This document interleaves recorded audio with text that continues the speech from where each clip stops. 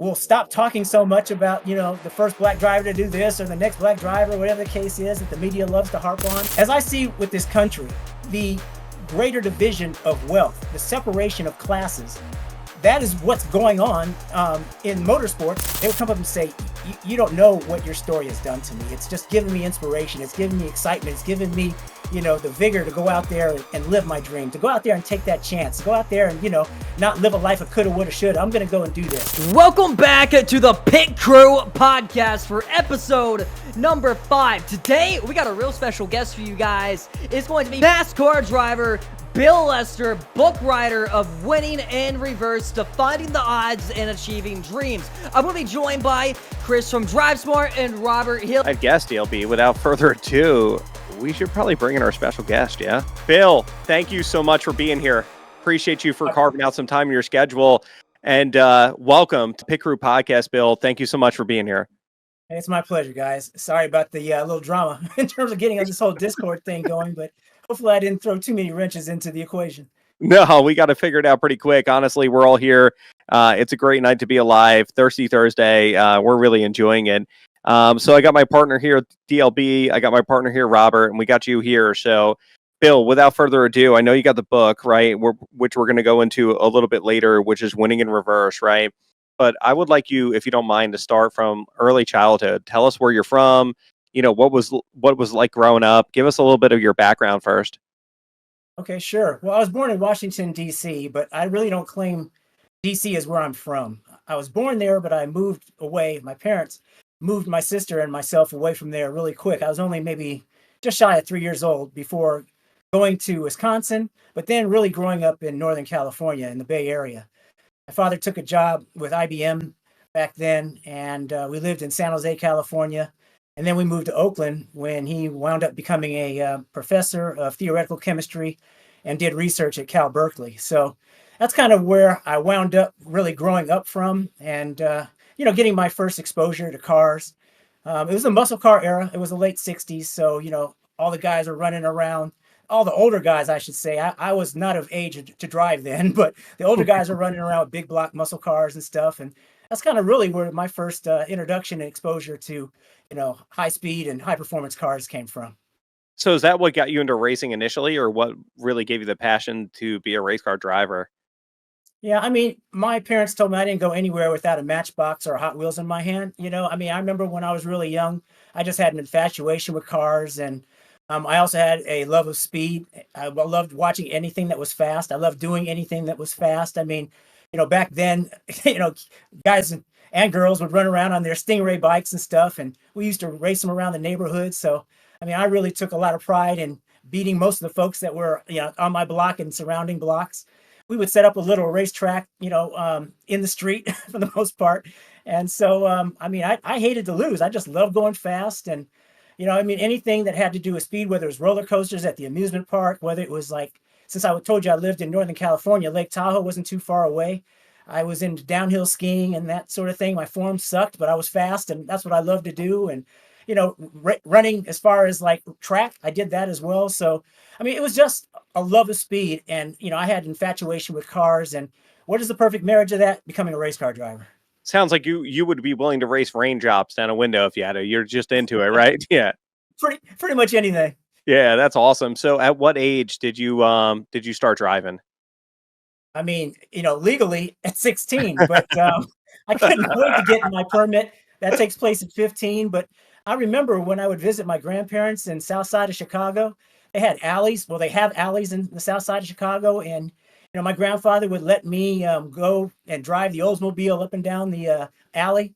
And he, let me steer it and what have you. And I could barely touch the pedals. But, yeah. So, that really wasn't driving. But he knew that I love cars, and he just gave me that first exposure to it. And I'm thankful that he did that. But no, as soon as I got my permit, I was itching to go. And as soon as I got my driver's license, it was game on. That's incredible. So I'm going to pass it over to Dustin. I know he's got some good questions. What do you got, DLB? Absolutely. So we've seen you racing at Atlanta a few years back on the Truck Series. I know you still have it in you. I'm sure you know you still have it in you. Will we ever see you back racing in any of NASCAR's top divisions if the right opportunity came along? I'm not looking for that to take place, but you never say never. But before I had a burning passion to be out there. And when I came back 3 years ago at Atlanta Motor Speedway, that really scratched the itch for me. I mean, it was so different than when I remember it last. I mean, the last time I drove in a NASCAR Craftsman truck, I can't say Craftsman now before. I mean, the sponsorships changed so much, I could never know what to call it. But yeah, they had changed so much. The engines were different. Now they're like crate motors and what have you. And the aero was completely different. And it was a matter of, you basically had to have a setup where you couldn't get out of the power. And I didn't have enough familiarization with that setup because you'll recall it was 2021 and we were right in the freaking midst of COVID, right? So we didn't have any practice. We didn't have any qualifying. They just dropped the green flag and we went, right? And so, after not having been behind the wheel of one of these things since, again, 2007, sitting on the couch watching all these kids run around to jumping in without any practice or qualifying and just going at it, we kind of missed the setup. And I just couldn't drive it. Quite frankly, it was spinning out every time I went to the corner. It was way too loose. And I just couldn't get a grip of it. And we tried to make adjustments, during the pit stops. But wouldn't you know it, that truck race that I ran went caution free. So, I mean, we had barely any opportunity to change the baseline setup of the truck. So I struggled mightily. But, the thing that I was proud of and that I found interesting was that I wasn't afraid. I wasn't intimidated. I didn't have any real anxiety. Of course, you're going to have some butterflies about it, but I felt that it was going to be a fun experience. And the reason I did it was because I wanted to basically take one of the keys out of my book, my motivational memoir, Winning in Reverse, which is getting out of your comfort zone. So, what could be a greater example of getting out of your comfort zone than not knowing what you would feel like or be like after you got behind the wheel of a truck again, having done that for, over 15 years or so. And so, I was not, the experience was great. It wasn't scary. I enjoyed it. I love the power. I love the speed again. I love the competition the most, but I really would have been a lot more, satisfied had we been competitive. We really weren't that competitive, but a lot of people tell me, hey, look at the alternative. It didn't come back on the hook. So we'll take that as a win column. So I'm going to jump in, and I learned of your book recently, and it's something I definitely plan on reading. And the one thing that you just kind of touched on is getting out of your comfort zone. And from a motivational standpoint, if you've seen a young man right now and they plan on getting to anything, right? But let's just talk about racing for a scenario. They want to be a race car driver. What would be the first piece of advice that you give somebody who's trying to make that grind or get to where you were, or even beyond that, right? Like, what would be the advice you give a young man or a young woman at this point? Well, the number one thing I would say is determine what your passion is. Define your passion. And if it's your passion, then it'll probably lead to the drive and the persistence and everything that's necessary to see your dream come through, and that was really what it came down for me, because I can't tell you all the discouragement I've had, all the doubters and naysayers and, people telling me, why are you doing this? You don't come from money. You don't come from racing. You don't have the opportunities, because I had a passion for it. I was bit by the hook at a very young age. My father took me to my first race just shy of 8 years old, and Monterey at Laguna Seca, I saw a Can-Am race. For those who don't know what Can-Am is, that's a road racing series that no longer exists. But in any event, I mean, that's really where I was bit by the bug. And, that's where I got my passion for, racing. It's because I didn't see anything that captivated me or motivated me or enthused me as much as racing did. And throughout my whole life, it was all about racing. I mean, it was just like number one for the most part. My wife doesn't want me to say anything like that. But anyway, it was almost number one or close to it my whole life. And so I would say identify your passion. And then, if it's what's meant for you, don't take no for an answer. Again, get out of your comfort zone, make the sacrifices, do all the things that are necessary to realize your dream. So you brought up something really good, and everything you just said there, I appreciate, but there's always going to be, when you're trying to follow your passion, especially at a high level, like race car drive, anything, right? But let's call it race car driving because it's a super competitive sport. And you said it the best, like if you don't come from a ton of money, motorsports are super expensive, right? It's not easy to get into. It's even harder to compete even when you're in it.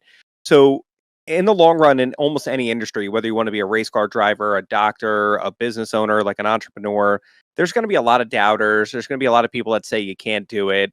And that's usually what weighs on people the most, right? The naysayers, right? Because unfortunately, people do take other people's opinions seriously, and finding that confidence. So the question I'm going to ask you is like, how do you take all the doubt and all the naysayers and put that to the side and keep that same level of confidence that you need to really perform at your best? Like, what would be that advice? It really comes down to self-belief. If you have that belief in yourself that you can do it, that this is what you want to do, then you'll definitely push all that stuff to the side. Of course, sometimes you'll get discouraged. There'll be disappointments along the way, but you just basically get back up, brush yourself off, and keep digging. I mean, I can't tell you all the times that I could have just quit, but I couldn't quit, because nothing else fulfilled me like racing did. And that's when if you really have a passion for something. For me, I knew because, when I was going through engineering school, and I had to go through engineering school because my parents were not going to buy me a race car. I got a very late start in my career. I was in my 20s before I got behind the wheel of a race car, right? I mean, it was a situation where I couldn't stand doing what I was doing, but there was a goal. I knew that I had to do what I had to do to get to where I needed to go. And so that's what I did. I went through all the discouragement. I went through all the difficult times because I knew at the end of the day, this was going to be the only way that I was going to be able to live my dream, to, fulfill my goal, which was to go racing, because I couldn't rely on mom and dad's money. It wasn't there. There was no real money in the family. My family didn't understand racing. They couldn't understand why I'd want to go on there and, 100 some odd miles an hour with a helmet on. I mean, first time I brought my helmet home in SCCA, Sports Car Club of America, amateur road racing, you got to put your name and your blood type and your birth date on the back of your helmet. And my mother looked at my helmet and she said, well, why is your birth date on there and why is your blood type on there? And I said, it's because, Mom, if something was to happen, they would need to know, what kind of blood type I am, so that if anything was to happen, they would know what to do if there was a need for a transfusion or anything like that. So in any event, there is a lot of doubt. There is a lot of questioning yourself. But if it is something that you are born to do, you just won't give it up. And I couldn't give it up. That's why, at 40 years of age, I became a rookie in the NASCAR Truck Series. I'm at the age where most drivers are winding down their career or have already given it up. And here I am, bright-eyed and bushy-tailed at 40 years of age, jumping behind the wheel of a Craftsman truck on an oval, an environment that I had no real experience or, familiarization with. I mean, I came up sports car road racing, turning right, turning left, 14, 16 turn corners and, upshift, downshift, not dropping into fourth and turn left, right? So it was very, very difficult for me to do it. And it's very frustrating, but I always knew I wanted to do this and it was up to me to see it through. So at the end of the day, the answer, to your very long answer to your short question was self-belief. If you have that belief in yourself, you can get it done. Yeah, that's incredible. Honestly, in almost anything, right? Because you got to believe in yourself more than anybody. So I'm going to pass it over to Robert, because Robert is like our podcast historian, for a lack of better term. So Robert, I'll pass it to you. What do you got, brother? Yeah, Bill, obviously, first off, thank you for joining us here today. It's a great pleasure to have you on the show. You mentioned engineering school, and that led into a career at HP. How did that lead to a race car? Where did the opportunity first arise for you to step into a NASCAR Craftsman truck at the time and go out there and turn some laps? A driver that didn't have the same upbringing in his career as everyone else. Yeah, it's funny too, because, I used to always watch NASCAR drivers say, well, we all have, something in common, which is growing up on dirt. And I'm like, well, no, not really. I never grew up on dirt, never been on dirt, not to this day. I've never even I've never even watched a dirt race except on TV. I've never experienced what it's like to be on dirt. But, for me, again, sports cars were what captivated me, not stock cars, because to be quite frank with you, when I was young and I saw NASCAR on ABC's Wide World of Sports, and I would see the Talladega 500, the Daytona 500, or the Southern 500, or whatever. I mean, I saw a bunch of rebel flags and I saw a bunch of cars going around in circles and trying to stay off a concrete wall, which I didn't understand. And I saw a bunch of drivers that didn't look like me and definitely didn't sound like me. I have no Southern drawl. So when I would hear a lot of these drivers speaking, I was like, what are they saying? I can barely make out, the dialect was so strong. The Southern drawl was so strong, so for me to wind up in NASCAR, I would have never thought that starting out. Right. But the engineering was a means to an end. The engineering degree was so that I could write my ticket. I could get a job that would allow me to pursue this racing. And that's exactly what I did effectively with my first paycheck. I went out and bought a sports car, a road racing car, not a stock car, not a Legend, not a late model, anything like that, but a car designed to go right and turn left and, that sort of thing. And, up and over blind hills and all that kind of stuff. That's what road racing is, right? So, I mean, you guys know, like Road America or Road Atlanta or Watkins Glen. Those are the kind of tracks that I grew up on. And so I thought my career would take me to, the 24 hours of Daytona, which it has, 24 hours of Le Mans, which I didn't quite get there, or maybe Indy cars, because they went on road courses. But I never thought I'd wind up in NASCAR. But lo and behold, I bought my first amateur race car. I got Rookie of the Year from Northern California. Then the next year, I got Northern California Road Racing Champion from my class. And I thought I would immediately turn pro because, I'd done these things in such a short period of time.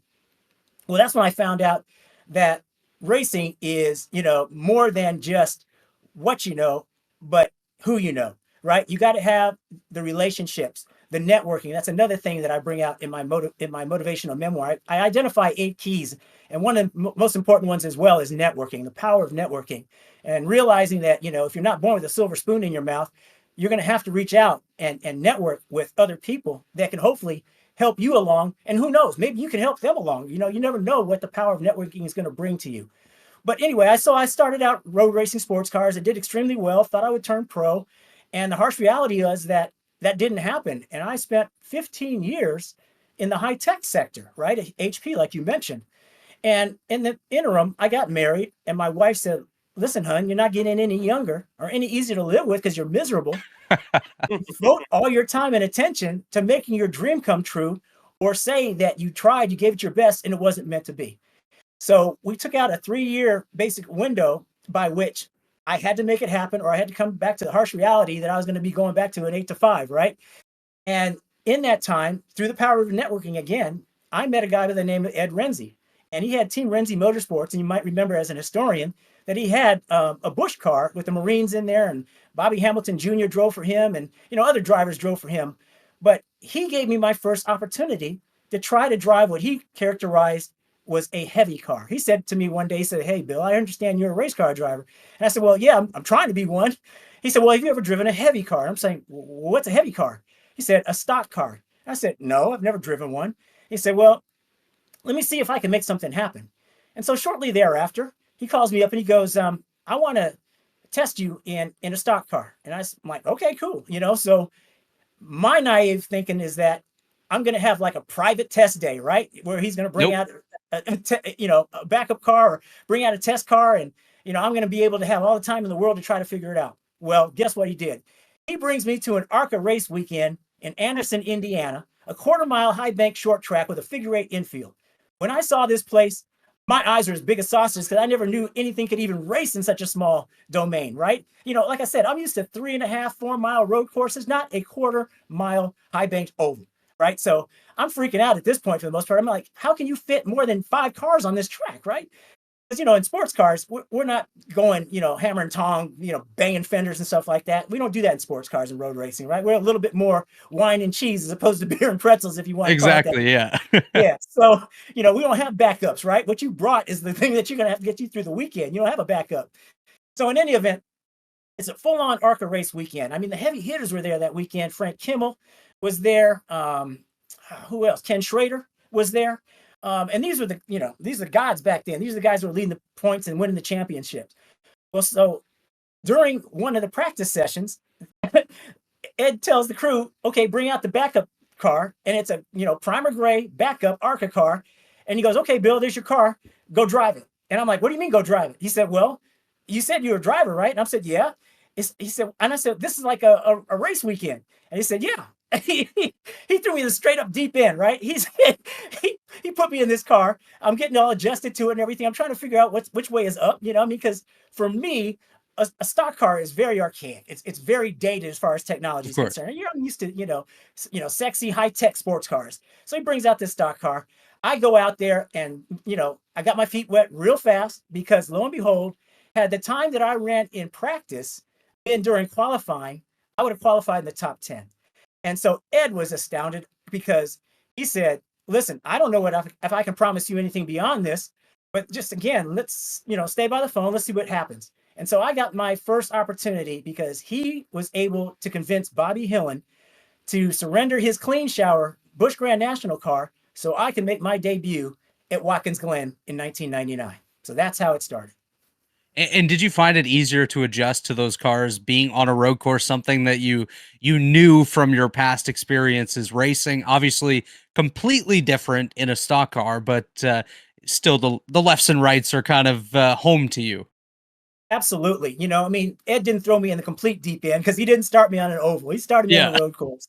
And, the dynamics of the car are so different than what I'm used to. I'm used to like independent rear suspension as opposed to solid axle with a 4.9-inch and a tube frame chassis. The cars I was driving didn't really have, they're more, higher tech materials, carbon fiber and monocoques and stuff like that. Not a stock car, right? So, and I'm used to downforce. I'm used to a big braking package. I'm used to a wide tire with a lot of grip. I'm not used to a car that doesn't want to stop. A stock car doesn't want to stop. It wants to go in a straight direction real fast, right? It doesn't really want to go around right-hand corners. It'll go left because you got it all staggered and everything to do so. But it, again, 10-inch wide tires, those things were like, bicycle tires compared to what I was used to. I was used to big old, 16 wide slicks and stuff like that. And so this was really a get out of your comfort zone scenario that he threw me into, but at least he gave me the opportunity or the benefit of being able to start on a road course. Absolutely. Any opportunity is a good opportunity to get out there and showcase yourself. I'm going to throw you back over to Dustin. I'm sure he's got a couple more questions here for you. Absolutely. So looking back at your racing career, what part are you most proud of? Is it the inspiration? Is it the fact you made it all the way to NASCAR? Because you have one heck of a story, and obviously you're such a fan favorite. Oh, thanks. No, it's definitely the latter. It's basically the fact that I made it to the top step of American motorsports. At one point, in the 90s, we were all wondering why John Andretti left IndyCar, in a fully fledged Pennzoil sponsored IndyCar to come to NASCAR. We were like, what the heck is his problem? Well, he knew what was the shift that was taking place before it really occurred, right? Because all of a sudden, as IndyCar became, Champ Car, IRL, or whatever the, sanctioning body du jour was, NASCAR continued to grow and the fan base exploded and its popularity just, went off the rails, right? And so as a race car driver, your goal, what you want to do is you want to race at the top level with the best of the best. And so it's amazing to me that I shifted my attention from, open wheels or sports cars to stock car because I saw what was going on. All the action was in NASCAR. So to be able to do that with no formal backing or training, to be able to do it on my own ability. I didn't go through any sports car road racing school. NASCAR, stock car road racing school. I come from the school of hard knocks. I taught myself, but at the end of the day, I believe I was given a God-given gift of car control. Sure, I've had some missteps. I've had crashes. Show me a driver who never has. But lo and behold, I was able to run with these guys at the best, of NASCAR. I got to the Cup Series at, 45 years of age, with a very short tenure. And was able to do it. This was during the go or go home era where at the race in Atlanta, I think there were 52 or 53 cars that showed up for 43 starting positions. A whole lot of those guys went home and I qualified 19th. I was so happy about it. So, my high watermark is the fact that I raced at the top level of American motorsports, which is NASCAR. That's really incredible. Honestly, the journey, like just going through it, I can only imagine because like you start off, you find the passion as you're a child, like into these big blocks, these American motors, you get into road courses, right? You do this for a while and you're self-funding yourself, right? Your wife's super supportive. You have a great job at HP. And then you kind of hit the point where you go and take one test with ARCA and then you're at Watkins Glen, right? So that had to be one of the craziest periods in your life, I'd imagine. Is that fair to say? Oh, absolutely. I was on pins and needles wondering if I was going to make it, whether or not this 3-year period that we set aside was going to expire and I was going to have to go back to, corporate America. But, the second thing that happened to me after Ed Renzi gave me this break and I was able to demonstrate some talent. Dodge came up with the diversity program and the number 8 truck for the Craftsman Truck Series, right? And while Willie T got the first nod, he got the first year in 2001. I ran the 2 years after that before the program folded. It was a commitment for only 3 years because what Dodge said is, we're going to put a platform out there so that corporate America, who talks about diversity, can have an opportunity to put their money where their mouth is, right? And nobody stepped forward. And to my dismay and to Dodge's surprise, they had to pull the plug on it because they said, you know what? Obviously, everybody's like, we gave you guys an opportunity to put up or shut up, and all you guys did was shut up. And so the program folded in after the 03 season. And that's when I was able to, again, networking. I met with the top officials of Toyota, and they put me in touch with Bill Davis, and I was able to go to Toyota and race from 04 to 06 with their truck program. But no, I mean, it's been a very, very, tumultuous career from the standpoint that I never got any kind of like multi-year deal. Every year it was like, okay, what am I going to do this year? What's going to happen next year? All that sort of stuff. One of the things that I would have loved to have been able to do while I was going through it, but I was so, engrossed in trying to get there and to trying to improve my position, was taking the time to see the forest through the trees, right? I could only focus on the destination. I didn't focus on the journey. I would have loved to have been able to take a step back and just, with gratitude, realize that, what, you're fortunate. I mean, it could have gone wrong so many different ways, but everything is working out. You're getting these opportunities. You're still driving. And, my professional career went till I was 50 years of age, because after NASCAR, I went back and road race sports cars again. And then in 2011, Jordan Taylor and I won at VIR, Virginia International Raceway, back behind the wheel of a sports car. So, I mean, my career went full circle. I have no regrets about it. I am blessed that I was able to live my dream. And people said, your story is amazing. You need to tell people about it. And I'm like, why? I mean, it's all it is for me is trials and tribulation. And they're like, no, it's inspirational. It's amazing what you've done. And it inspires me to do things that I might have been afraid to do. Right. They said, you got to write a book. And so that was basically the onus of Winning in Reverse. Yeah, and that's a really good point, and that's a good segue. So one thing you just said, and I think it's difficult for a lot of people, is to really enjoy the journey, right? Because you always have a goal and you want to accomplish it. And I think the most dangerous thing for people sometimes is they get to their goal and they accomplish their goal, right? Whatever they set out. And they've never really enjoyed the journey to get there. So now it's like, okay, well, what's next? So with that said, what really motivated you to write that book? Was it friends, family, or like what really made you sit down and do it? Because I know it's like, what, 300 pages? It's not an overnight thing, right? So what got you there? Right, exactly. No, I had no desire to be an author, that's for sure. And with Jonathan Ingram's help, who is a phenomenal, writer for like On Track, the old On Track, and he's done some stuff with other periodicals. The reason I did it is because when I was on the trail in NASCAR hot and heavy and trying to appease and support the sponsors that were behind me, I'd have lots of opportunities to talk to employees or guests or clients or whatever the case is of these sponsors.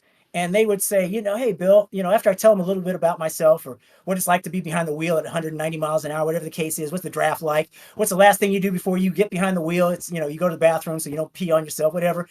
They would say, tell me about how you got there. I mean, you come out of nowhere. You said you came from Northern California. And I would tell them a story and they said, you got to write this book. And so that's why I did it. It's because so many people would tell me after I was done, like with a formal presentation or what have you, they would come up and say, you don't know what your story has done to me. It's just given me inspiration. It's given me excitement. It's given me, the vigor to go out there and live my dream, to go out there and take that chance, to go out there and, not live a life of coulda, woulda, shoulda. I'm going to go and do this. And I'm like, really? It's got that kind of impact? And, so yeah, by and large, that's why I wrote it. And, I'm just proud to say that the feedback has been overwhelmingly positive. It's 5-star rated on Amazon. And, there's been nothing disparaging about it. And I tell it like it is. I don't sugarcoat stuff. I tell you about some of the things that were, just, setbacks for me, things that should have gone one way and went another. I make it very clear that professional motorsports, probably like most sports, is composed of 3 things. 1, politics, 2, business, and then 3, sport. And I would have never thought that that was the case when I was starting out in racing. I thought the hardest thing about being a race car driver was the racing. The racing is the easy part, believe it or not. It's the politics first. What do I mean by that? If you don't come from a silver spoon, which I don't, or basically trust fund kid, which I call a lot of these drivers that are out there now, you have to basically sell yourself to a sponsor. And that's the politics of the sport. You have to be in the room where there are people that can make your dream a reality. I call them TREs, or target rich environments, right? You got to be in that circle so that people know who you are and they'll give you a shot to pitch yourself, right? So then that leads me to the second thing, which is the business aspect of motorsports. What I mean by that? Okay, so now you have somebody's time and attention. How are you going to sell them on getting behind you, as opposed to all the other things that they could do, all the other avenues that they could spend their sports marketing dollars at? When you talk about NASCAR, you're talking about at least 6, typically 7, or maybe even 8-figure spends, right? This isn't chump change. This is not, discretionary funds. These are mainstream marketing dollars. So that is the business aspect of the sport, which is, what is the return on investment that you can provide and guarantee that company? Well, once you basically are able to do that and they sign on the dotted line and you got a sponsor, then lo and behold, you get to put your helmet on and do what it was that you wanted to do your whole life, which is race cars. So yeah, I mean, most people are blown away by that. They're like, what? It's almost like telling LeBron James, okay, LeBron, you got phenomenal handles. You can dribble a ball anywhere, which way you want to. You can jump out of the gym. You got eyes in the back of your head. You can see things that other people can't see. Now bring $20 million and I'll let you drive this cup car. That's kind of what it's like. That is the business model for motorsports these days. And it's really bad now. It was getting that way when I was on the scene in the mid 2000s. So it's a very, very difficult nut to crack. And at the end of the day, if you look at it, if you're on the National Touring Series, easy for me to say, you're looking at 40 cup cars, 38 Xfinity cars, and 36 trucks. You're not looking at like an NFL career where you got like 52, 56 teams, whatever the case is, with, how many dozens of players, maybe 300 or 400 can start in the NFL. You're talking about, about 100 starting in NASCAR. So you talk about one of the most competitive fields that you can virtually throw yourself into, with the fact that you got to bring support. It's insane. So for me to be able to say that I reached the mountaintop, I'm extremely proud of. And honestly, you're in such a crazy, well, I said it to Kyle, right? We've had a few guests on here. You're episode 5. And from a sponsor standpoint, my perspective is it's such a crazy business. I've never seen a business where you can have the most talented driver in the world, regardless of where they came from. The talent could be all the way there. But if they don't, like you said, have the politics to know how to get into the circle, and then they don't have the business to know how to raise the money, they hardly ever get a seat, right? It's a really, really, really tough business. I've never seen anything where somebody like you, Bill, you might be the best driver that we could possibly pick, but if you don't have $20 million to get into a car, you're watching on the sideline. So what do you, I guess, to kind of I don't want to sound like jaded, but I kind of understand where you're coming from, right? So what would you tell a young man or woman who wants to get into the sport in reference to building network, right? So say they have all the talent in the world, best driver you ever seen, right? But they just don't have the other two parts, the politics and the business. Like, what would you tell a young man or woman to kind of like get themselves into those circles and really chase their dream then? And that's really what it is. You hit the nail on the head. I don't have to really say anything. It's that networking. It's getting in those circles, in those target rich environments where things can, come together for you. I mean, I've always said probably the most talented drivers are on the couch, because they don't get the opportunities, right? They get discouraged, they quit, they give up, whatever. They don't have the right name, they don't have the right bank account, whatever the case is. And it's just unfair, because like in stick and ball sports, you can see the progression and the talent as you go along, and you're not forced to bring money, right? You bring your sneakers or your cleats or your bat or your mitt or whatever the case is. Right here, you bring a checkbook along with your helmet. It's just insane. But, once you're bit by the bug, you're infected. That's what's to it. So what I would tell them is, if you don't come from, wealth and opportunity, you better be using your phone. You better be, networking. You better be getting in those circles. You better be talking to people, turning over no stone, because Again, the team owners these days, they wait for the drivers to show up with the money. They provide the infrastructure, sure. They got the shop, they got the transporters, they got the personnel, they got the tools, but the operational budget, that's on the driver. By and So large, it's on the driver. not to single out NASCAR, so we'll just put it to the side, but all of motorsports, all the organizations, what could they do from your opinion? What can they do to reach a bigger community, a broader community, and go and find better talent versus money? Do you think it's just so far beyond that at this point that if you don't have a checkbook, it's not possible? Or if you were in charge, right? If I gave you all of racing, Bill, you're in charge of every racing sport in all of America. What would you do to be able to reach a bigger community and get the best talent, not the most trust fund, right? Not the most trust fund driver, but the best talented driver? Like, what could you do as a sport to help that? Well, the unfortunate truth of the matter is right now that I think the model is so broken that I don't know how you could or if it's possible to recover it. Because, a lot of people say, okay, well, you start at the grassroots level. Sure, okay, that's fine. You start at like the karting level, or the quarter midget level, or whatever the case is. Well, I don't know about quarter midgets, but I can tell you about karting, right? Because I know a lot about sports cars and road racing. If you start out a kid in a single digit years, we're talking like 5, 6 or so years old, and you want that kid to try to start competing at a national level as a kid, that's a 6-figure expense to the family. 6 figures to go and race for a national karting championship. It's insane. That includes, or I should say that doesn't, well, it may or may not include, but one of the factors that you have to consider is if you're racing for a national championship, then that kid is also homeschooled. You can't put that kid into school and expect them to be able to have their regular, scholastics, academics, and then be able to travel and gallivant all across the country. So it starts out very young, and it's starting out younger and younger every day, right? Before, the drivers weren't really racing at the professional level until they were in their mid to late 20s or whatever the case is. Now they're starting out as a professional in their mid to late teens, right? So how are they able to do that? Well, of course, there's iRacing and, the simulation, which I think is wonderful because that minimizes expense. But at some point in time, you're going to have to get behind the wheel of a real race car. And who's going to pay for that? Right? So I don't have the answer to that question. I'd hate to be burdened with that, responsibility of trying to fix this sport, because I believe the sport is almost irreparably broken because it's been pushed down to such a low level by which you have to start.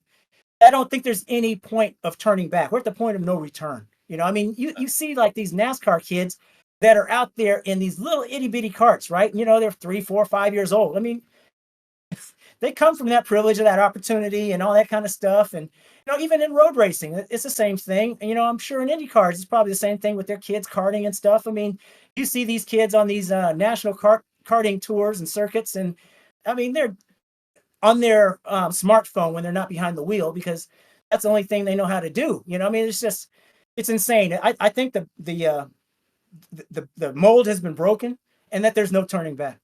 I hear you, but at the same time, and I hope no one takes this the wrong way, NASCAR just got $7.7 billion from Amazon to go stream it, which is great for the sport. I want to see the sport grow, but you could take some of that money and trickle it down, right, to the grassroots and have a program where, like you said, iRacing, you can have a fixed series where some of the sponsorship money overall from NASCAR kind of trickles down into the grassroots, right, and it helps to offset or subsidize some of the cost to give people the ability to at least get some exposure, even if that's at the lowest level. And then if they grow through and they show promise, right? So at step 1 is getting through the politics, right?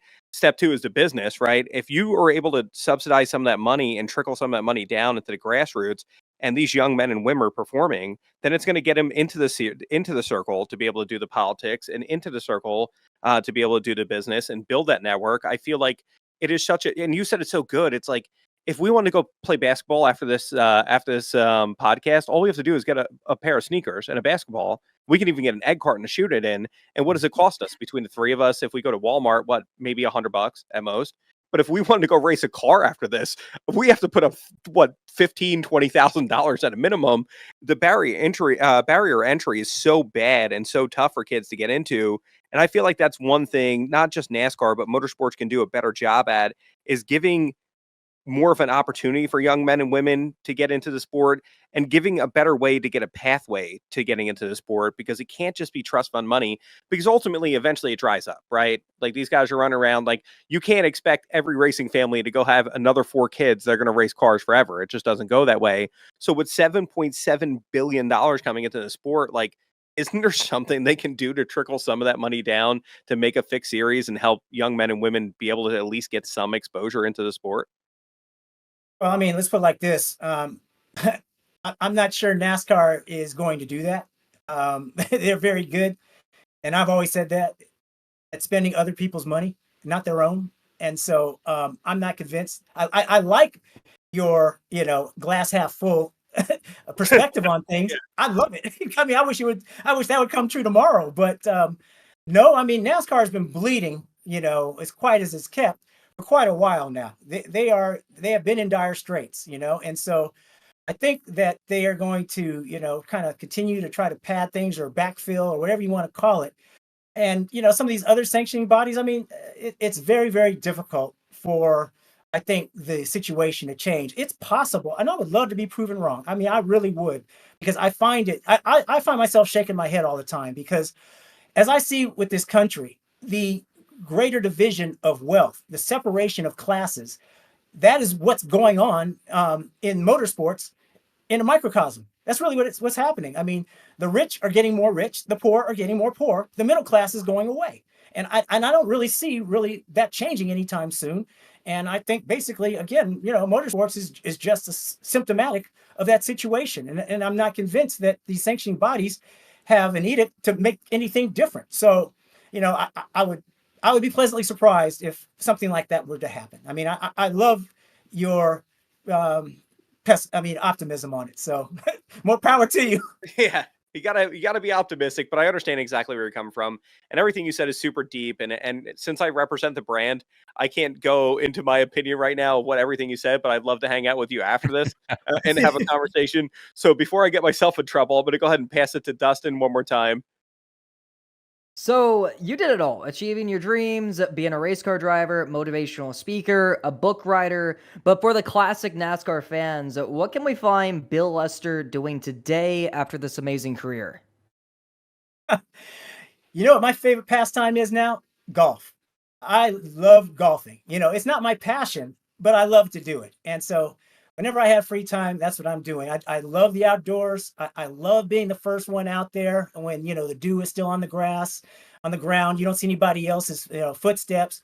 There's a course that I play with some buddies, and it's a walking course. So, forget the golf cart. We're out there walking, with our bags and stuff like that. And, it's just so rewarding. Why is golf so rewarding? Because it's so counterintuitive to play, right? To get the ball up, you got to hit down on it, right? So, just in that respect, it's counterintuitive. You think you got to hit up on it to get it up in the air. No, all you do then is scull the ball, right? And hit it thin.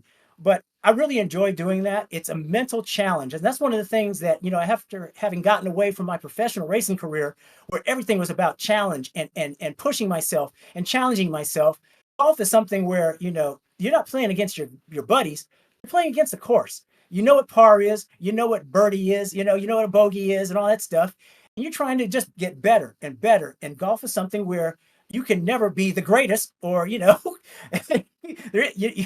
I mean, there's some people that say the Tiger is the greatest, but then there's a whole lot of people that say he's not, that, Jack Nicklaus or whatever. So, no, I mean, I that's where you find me. If I'm not out there doing that, then I'm basically really proud of my 2 sons. My oldest son, he's in his junior year at Emory in business school. He's going to be an intern with Google in Northern California this summer. His mom and I were elated. And my younger son, who's the artist, he's the creative one of the family. He got accepted into SCAD, which is Savannah College of Arts and Design. So his mother and I must be doing something right, because we're just proud parents. That's what's up.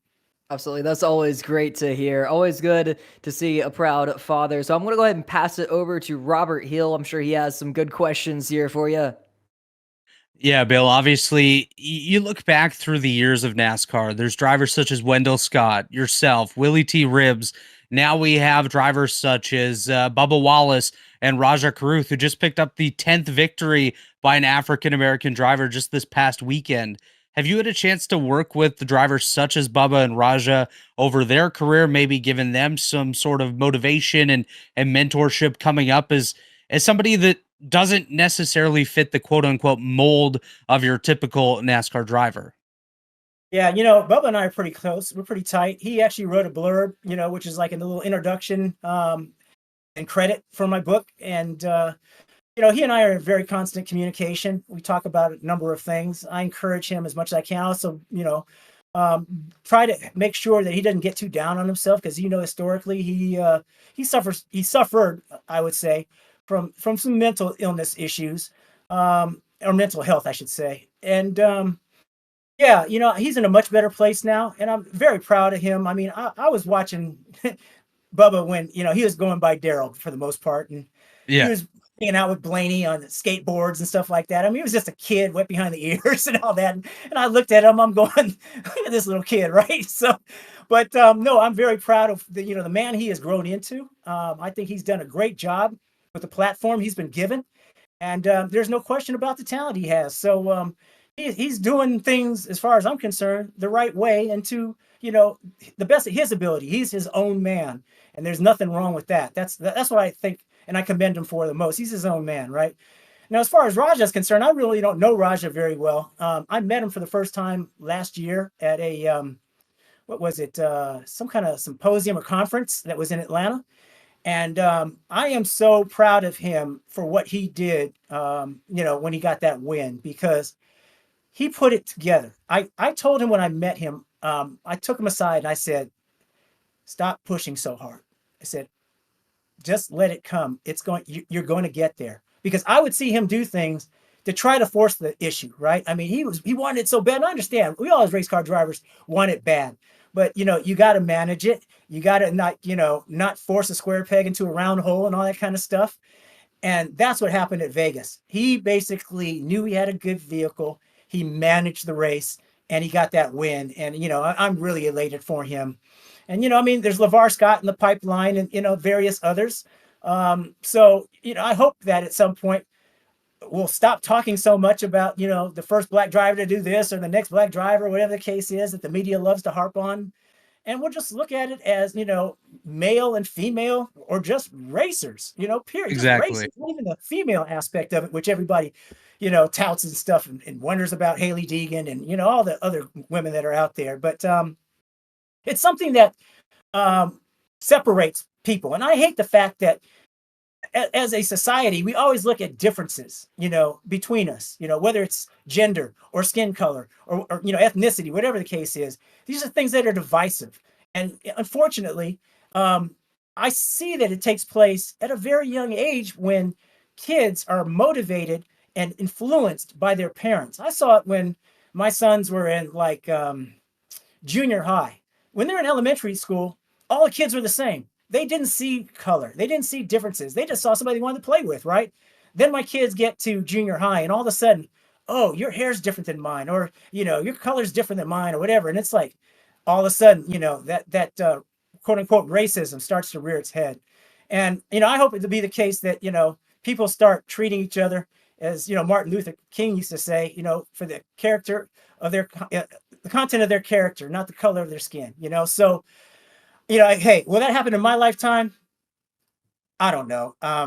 Again, I'd like to be optimistic, but I've been on this planet for 63 years and it hasn't changed yet. So I don't know. I can only hope that things get better and that somebody out there will be a strong, sound leader and bring everybody together as humans and as Americans or whatever, but not, putting everybody in their own separate silo and expecting people to get along with each other. It doesn't work that way. Doesn't. I really truly wish I wasn't on camera in my shirt right now because Bill, there's so much I want to say, but you're so right.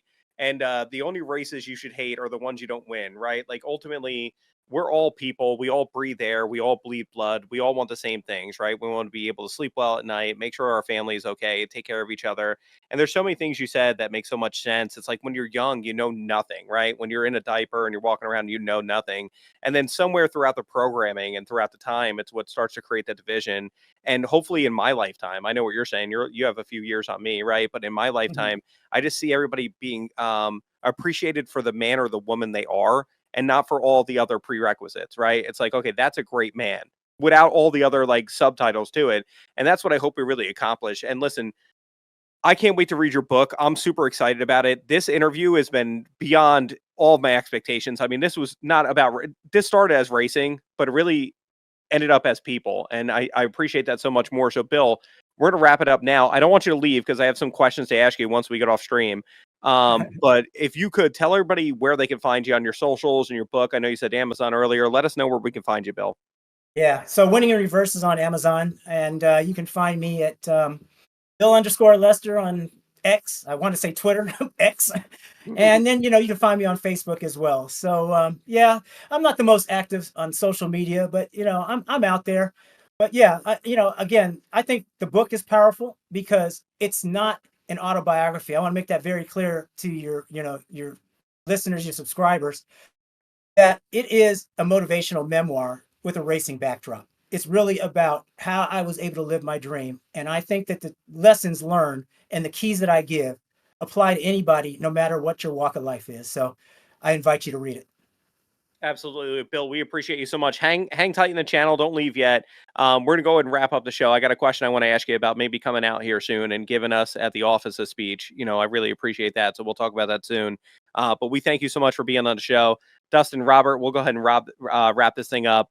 Dustin, you go ahead and tell them about what we're going to do for the giveaways inside the next video. All they got to do is whatever you tell them to do, right? Go ahead and leave a comment, and we'll go ahead and get this thing wrapped up. Absolutely. So what we're going to do, we're going to be giving away some books, some Bill Lester books here. And all you got to do is leave a comment in the YouTube video when it gets uploaded. And hey, who knows? Maybe you'll be the lucky winner down below. So be sure that you drop some comments and enjoy it, because every comment is a opportunity. Put as many comments as you like.